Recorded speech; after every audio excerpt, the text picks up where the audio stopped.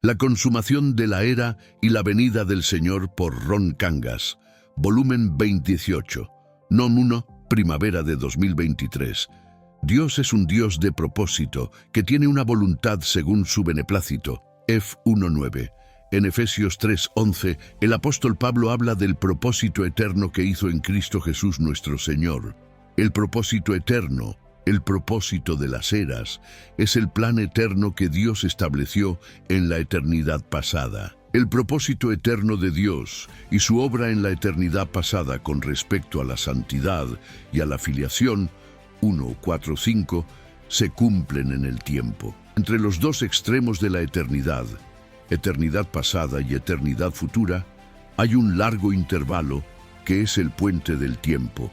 El propósito de Dios en la eternidad pasada y para la eternidad futura ha sido y está siendo cumplido en la tierra, en el tiempo. Según la Biblia, como se ve desde Génesis 1 hasta Apocalipsis 22, hay 4 eras, dispensaciones en el puente del tiempo. Estas eras son la dispensación de los patriarcas, de Adán a Moisés, la dispensación de la ley, de Moisés a la primera venida del Señor Jesús, la dispensación de la gracia, desde la resurrección y ascensión de Cristo hasta su regreso, y la dispensación de la justicia, la manifestación del reino de Dios por 1000 años. Para entender la expresión consumación de la era, necesitamos concentrarnos en los aspectos de la tercera era, la era presente, la era de la Iglesia, la era de la gracia, del misterio y de la fe. Necesitamos estudiar y conocer la Biblia no solo según sus principios espirituales, sino también según las diversas dispensaciones. Muchos teólogos reformados rechazan toda enseñanza sobre eras o dispensaciones y afirman que el Antiguo Testamento y el Nuevo Testamento son lo mismo, insistiendo en que no hay diferencia entre la era de la ley y la era de la gracia. Sin embargo, según las Escrituras, Dios trata a su pueblo de maneras diferentes en eras diferentes. En la era de la ley, Dios trató a su pueblo según la ley, y en la era de la gracia, Dios trata a su pueblo redimido y regenerado según la gracia, mediante la fe. La definición teológica común describe la gracia como favor inmerecido. La gracia de Dios, su favor, es recibida por quienes no la merecían. Esta definición común es correcta cuando se aplica a ciertos versículos del Nuevo Testamento,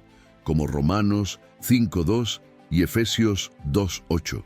Sin embargo, tal definición no es aplicable a muchos otros versículos que hablan de experiencia espiritual, no meramente de favor inmerecido. En tales casos, esa definición es superficial, infantil e inmadura. La gracia vino por medio de Jesucristo, JN 1:17, y de su plenitud todos nosotros recibimos, y gracia sobre gracia. But 16. ¿Fue el favor inmerecido lo que vino por medio de Cristo? ¿Estamos recibiendo gracia como nada más que favor inmerecido sobre favor inmerecido? Ciertamente que no. En 1 Corintios 15:10, Pablo testifica: por la gracia de Dios soy lo que soy, y su gracia para conmigo no se hizo vana. Antes trabajé más que todos ellos, aunque no yo, sino la gracia de Dios conmigo.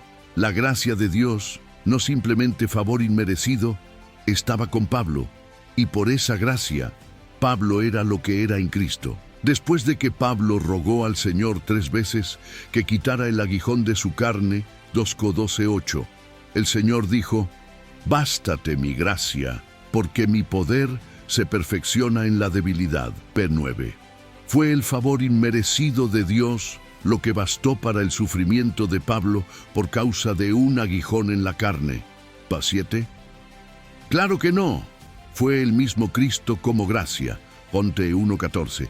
Toda la Biblia termina con gracia.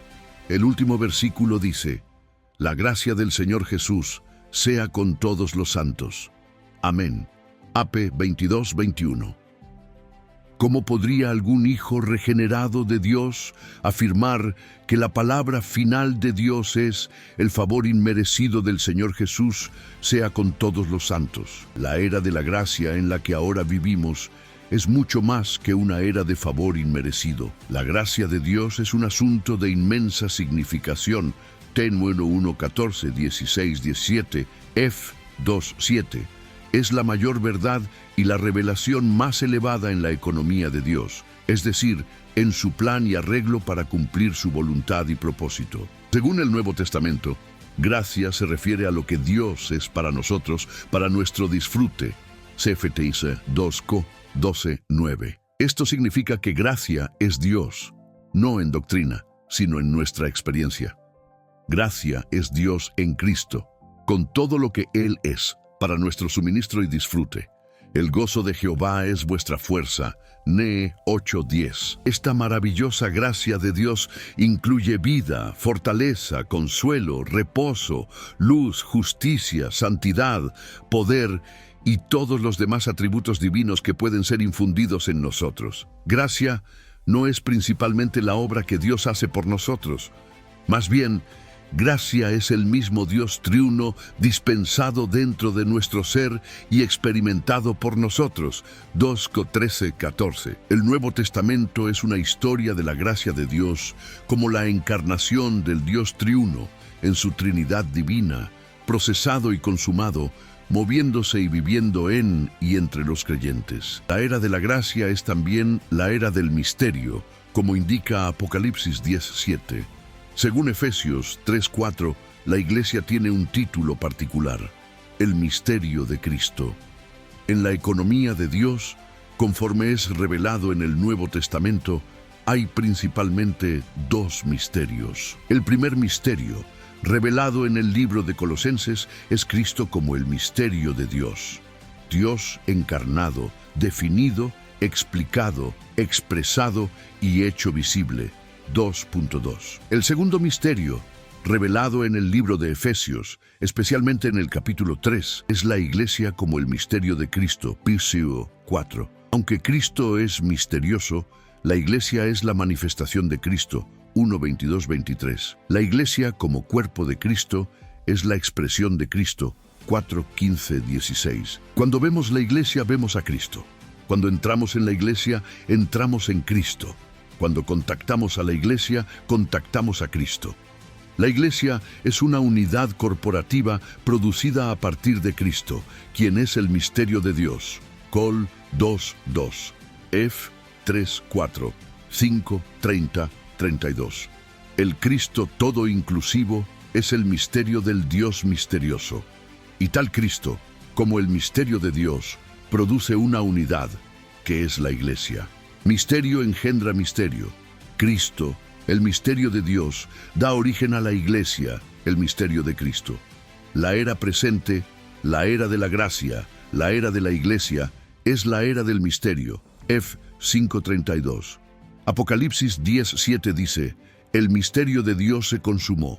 Consumar el misterio de Dios es cerrar la era del misterio. Col 2:2. F 3, 5:32. En las dispensaciones de Adán a Moisés y de Moisés a Cristo, todo estaba develado y no había misterio. Lo mismo será en la dispensación del reino milenario y en los nuevos cielos y nueva tierra. Todo estará develado y no habrá más misterio. En la dispensación desde la encarnación de Cristo hasta el reino milenario, la era de la Iglesia, la era de la gracia, todo es misterio. 1 Ti 3:9-16. La encarnación de Cristo, como inicio de la era del misterio, es un misterio. Por la encarnación de Cristo, el Dios infinito fue traído dentro del hombre finito. Cristo es el misterio de Dios. Col 2:2. Dios es un misterio, y Cristo, como la corporificación de Dios para expresarlo, es el misterio de Dios. Como el misterio de Dios, Cristo es la corporificación de Dios. Toda la plenitud de la deidad habita corporalmente en Cristo. Punto 9. La Iglesia es el misterio de Cristo. F 3:4-6. Cristo es un misterio. y la Iglesia como cuerpo de Cristo para expresarlo es el misterio de Cristo. Cristo y la Iglesia como un solo espíritu son el gran misterio. 5:32, Pínaco 6:17. Durante la era de la Iglesia, la era del misterio, Cristo está edificando la Iglesia, su cuerpo, para que sea su novia.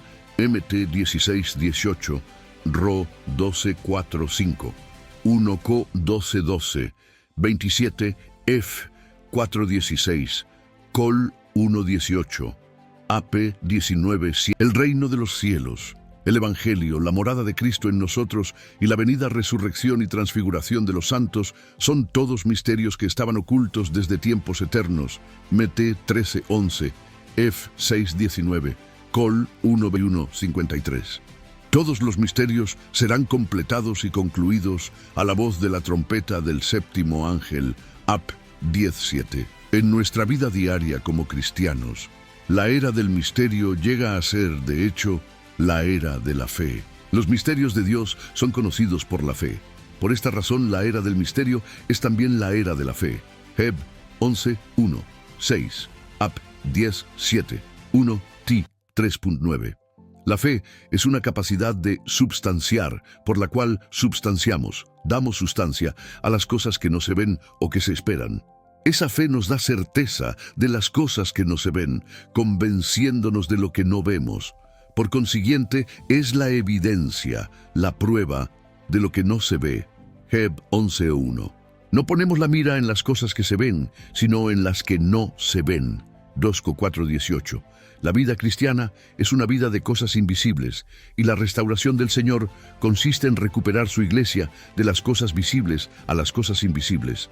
Ro 8:24-25, Heb 11p1:8, Ga 6:10. La fe es el único camino para que Dios realice su economía del Nuevo Testamento con el hombre. Heb 11:6. La economía de Dios es en fe, un asunto iniciado y desarrollado en la esfera y el elemento de la fe.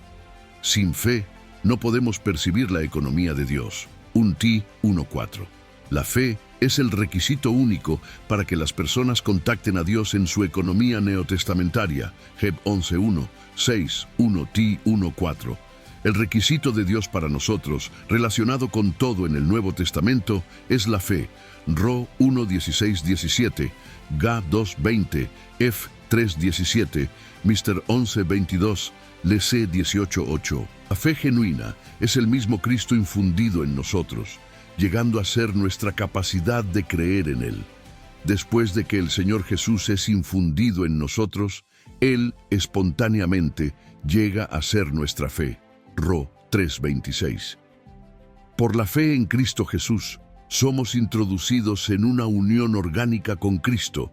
En esa unión orgánica experimentamos a Cristo y vivimos a Cristo. Ga 2:16, 20, Ptnn 14:17, F 4:1. En el cuerpo, Dios repartió a cada uno una medida de fe. Por tanto, no debemos pensar de nosotros más de lo que conviene, sino pensar con sensatez.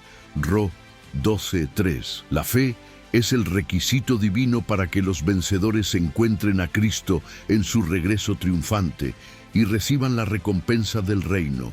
Lac 18:8, 2 Ti 4:7-8, Heb 10:35-39. La consumación de la era según el Evangelio de Mateo.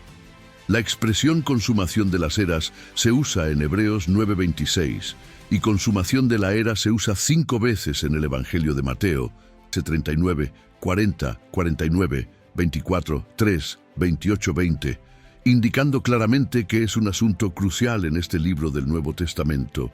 La palabra consumación implica un proceso que será llevado a término y cumplimiento. La consumación de la y el fin de la era se refieren a lo mismo. Al final del Evangelio de Mateo, el Señor Jesús resucitado, a quien le fue dada toda autoridad en el cielo y en la tierra, dijo: He aquí, yo estoy con vosotros todos los días hasta la consumación de la era. 28:20. Aquí, la consumación de la era indica el fin de esta era presente, la era de la Iglesia. La consumación de la era no es el fin del mundo, sino la conclusión de la Iglesia, la era de la gracia. Esta era está muy cerca de completarse. El fin del que se habla en Mateo 24:6 también se refiere a la consumación de la era. DN 12:4, 9, 6, 7.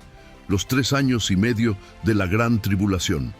El proceso de consumación, tal como está registrado y revelado en Mateo, se centra en el reino, en Cristo y en la Iglesia. El reino Mateo es un libro acerca del reino con Cristo como el Rey, el Mesías. Todo lo que está escrito en este libro se relaciona con el reino. 2, 5, 27, 11. El reino de Dios es el reinado de Dios de modo general, sobre todo el universo, por poder y autoridad.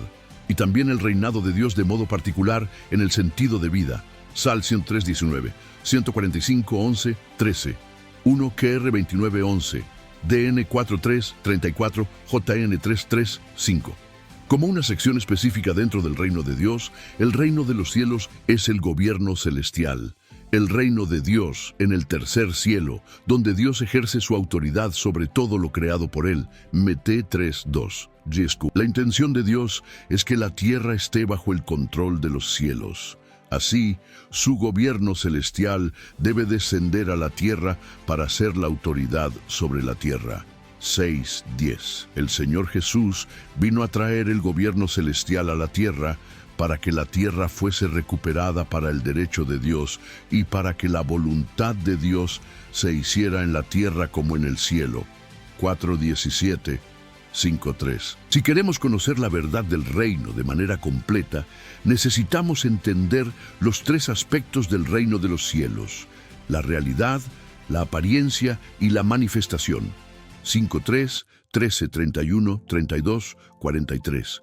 La realidad del reino de los cielos es el contenido interior del reino, en su naturaleza celestial y espiritual.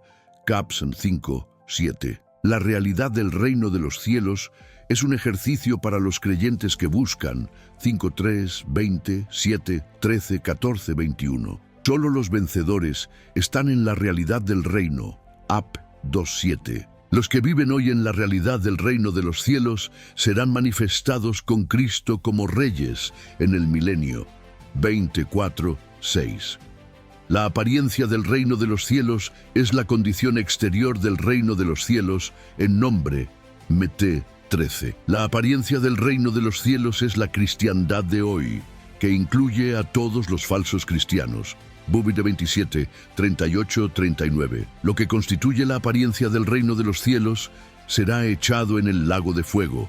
Bubi 30, 40, 42. La manifestación del reino de los cielos es la venida práctica del reino en poder. Caps 24, 25. La manifestación del reino de los cielos será la manifestación de la realidad del reino. 5:3, 13, 43. En la era siguiente, la realidad del reino llegará a ser la manifestación del reino de los cielos. 7:21.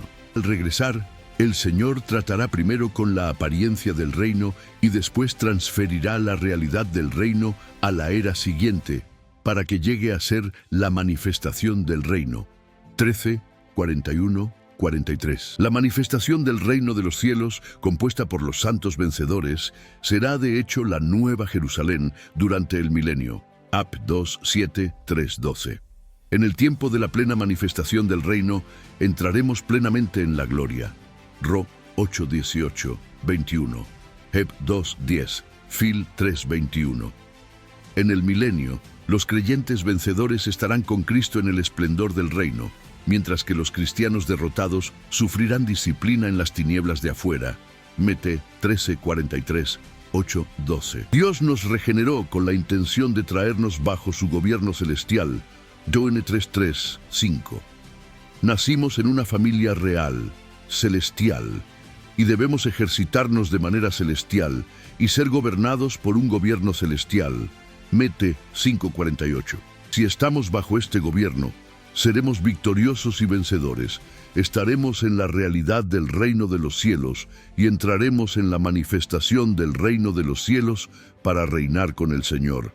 25:21, 23, AP 24, 6. Y Cristo, extracto de puntos revelados en Mateo, Mateo prueba que Jesús es el Rey, el Mesías profetizado en el Antiguo Testamento. 1, 2, 27, 11, 37. Él es el Cristo, el ungido y el Rey celestial. 2, 2, 4, 21, 5. Vino no con altivez, sino con mansedumbre humilde. 21, 5. Cristo es el Hijo del Hombre. 8:20, 11:19, 13:37, 16:13. El hombre que trae el dominio de Dios a la tierra y hace excelente el nombre de Dios en la tierra. Venció a Satanás y toda oposición para el establecimiento del reino. 4, 12:40, 26:64. Cristo es el bautizador. 3 po 11:12.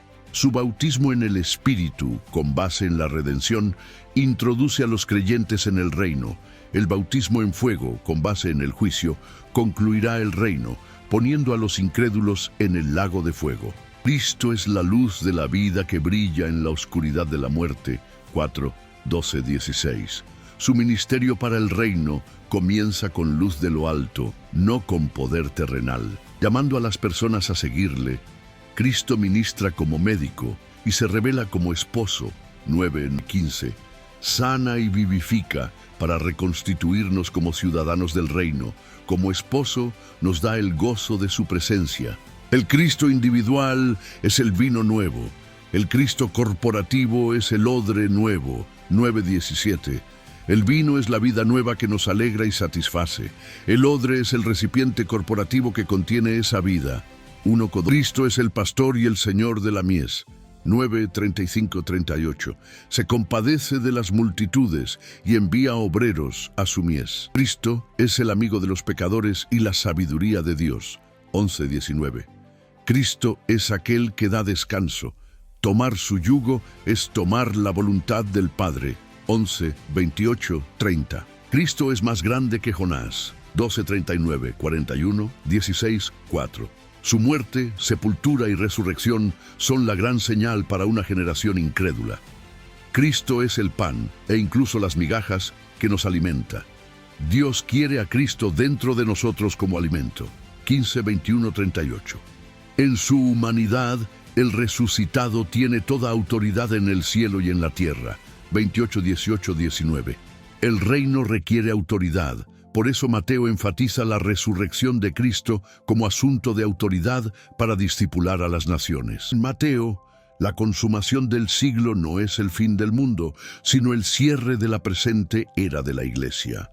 Jesús promete estar con nosotros hasta la consumación del siglo, y el proceso que conduce a ese cierre se centra en el reino, en Cristo y en la Iglesia.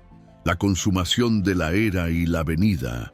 El reino, en Mateo, es el dominio de Dios que desciende del cielo para que su voluntad se haga en la tierra. Para entenderlo plenamente, es preciso ver la realidad, la apariencia y la manifestación del reino. Quien hoy vive la realidad del reino será manifestado con Cristo en el milenio. La consumación de la era y la venida, la consumación de la era y la venida, la consumación de la era y la venida. Cristo es revelado en Mateo como el Rey Mesías, el Hijo del Dios vivo y el ungido que cumple el propósito eterno por medio de la muerte, resurrección, ascensión y regreso. La consumación de la era y la venida, la consumación de la era y la venida, la mayor profecía fue: edificaré mi iglesia. Primero, la Iglesia universal edificada sobre la revelación de Cristo. Después, la expresión local, dilo a la Iglesia, mostrando una sola Iglesia por localidad. La consumación de la era y la venida, la obra de la Iglesia es traer el reino a la tierra, ejercer la autoridad del cielo, luchar espiritualmente y orar, porque sin oración el reino no viene. La oración de la Iglesia es el medio más eficaz de refrenar a Satanás. La consumación de la era y la venida, la consumación de la era y la venida. Sobre la venida del Señor, el Nuevo Testamento muestra dos aspectos: secreto para creyentes vigilantes y público, como el relámpago, después de la gran tribulación. La consumación de la era y la venida. La consumación de la era y la venida. Daniel 9 describe las 70 a semana. el anticristo hace pacto con Israel y lo rompe a la mitad, iniciando 3 años y medio de gran tribulación. Al final de la primera mitad, el Señor viene en secreto por los maduros. Al final de la segunda, viene abiertamente con su ejército nupcial.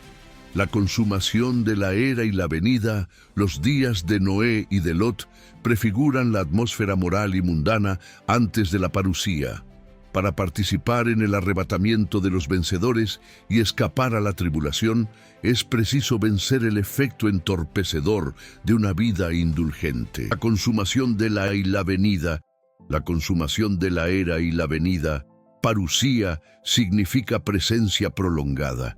Comienza de forma oculta con el arrebatamiento de los vencedores y culmina con la manifestación pública del Hijo del Hombre en las nubes. La consumación de la era y la venida, el llamamiento práctico del Señor es perder la vida del alma hoy, negar el yo, tomar la cruz, para ganar el gozo del reino. Quien preserva el alma, como la mujer de Lot, queda avergonzado. La consumación de la era y la venida. La consumación de la era y la venida. En el escenario final, uno será tomado y otro dejado. La diferencia nace de la vigilancia y la prontitud en lo cotidiano. La consumación de la era y la venida, la consumación de la era y la venida del Señor, manteniendo el sentido y el orden del original.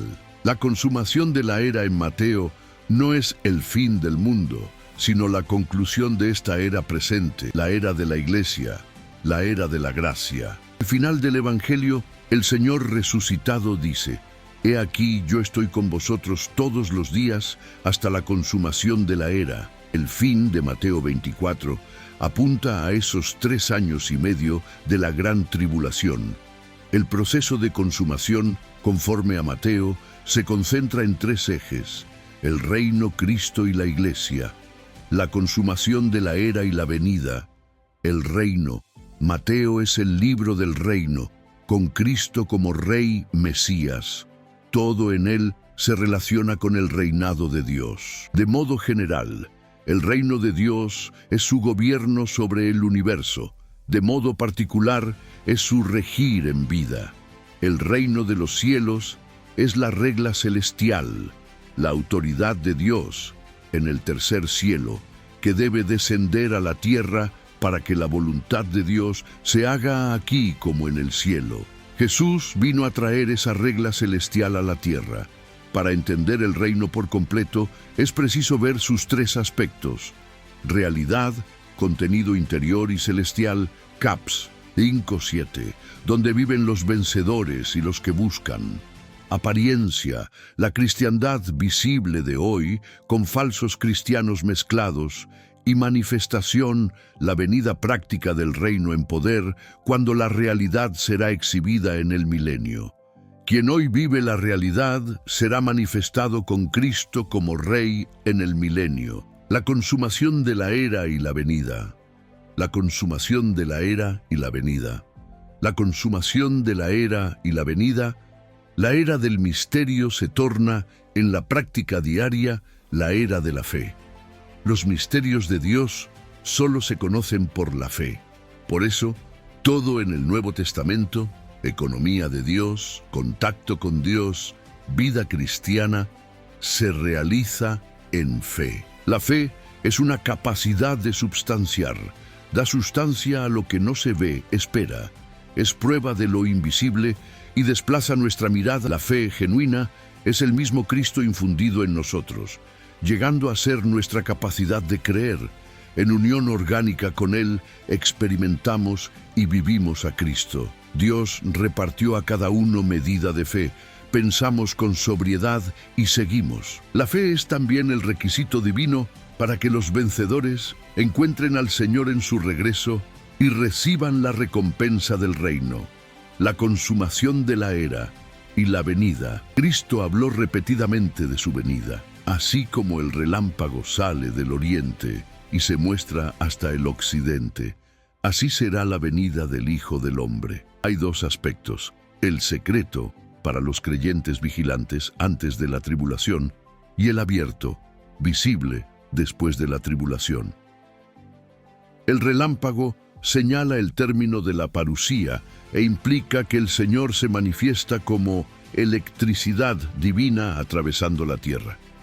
También dijo: donde esté el cadáver, allí se juntarán las águilas, una figura de Cristo y de los vencedores viniendo veloces como ejército celestial contra el anticristo en Armagedón. Y entonces el reino de los cielos será semejante a 10 vírgenes que salen a encontrarse con el esposo. El gobierno de Dios se relaciona con las bodas de Cristo. La meta de la economía de Dios es obtener una novia, la iglesia, para Cristo. Al final de esta era, la novia, los vencedores, estará lista y el Señor vendrá. La consumación de la era y la venida. La consumación de la era y la venida. La consumación de la era y la venida. La última semana de Daniel 9, las 70 semanas, es crucial para la consumación. Las 69 primeras semanas, 7 plus 62, ya se cumplieron. Hay un intervalo entre la 69 y la 70 semana. Es la era presente de la Iglesia, de la gracia y de la fe. Durante ese intervalo, Cristo cumple su gran profecía: edificaré mi iglesia, y la novia se prepara. En la 70 semana el anticristo hace pacto con los muchos, Israel, por 7 años, y lo rompe a la mitad, comenzando la gran tribulación, 3 años y medio. Al inicio de la tribulación, los creyentes maduros son arrebatados en su venida secreta. 3 años y medio después, los restantes son arrebatados en su venida abierta. La consumación de la era y la venida, la consumación de la era y la venida, la consumación de la era y la venida, las advertencias de Apocalipsis. Si no velas, vendré como ladrón. Él viene en secreto a robar sus tesoros. Seamos preciosos y listos para ser hurtados. Vengo pronto, retén lo que tienes para que nadie tome tu corona.